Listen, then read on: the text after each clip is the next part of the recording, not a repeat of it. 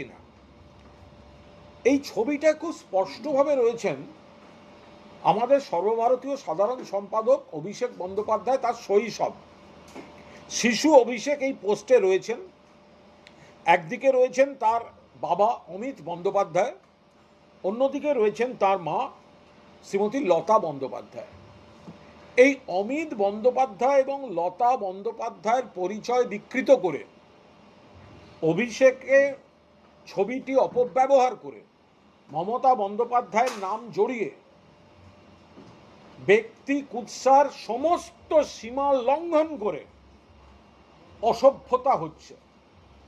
আমরা খুব পরিষ্কারভাবে বলছি, তৃণমূল কংগ্রেসের সহযোদ্ধারা সোশ্যাল মিডিয়ায় এর প্রতিবাদ করছেন।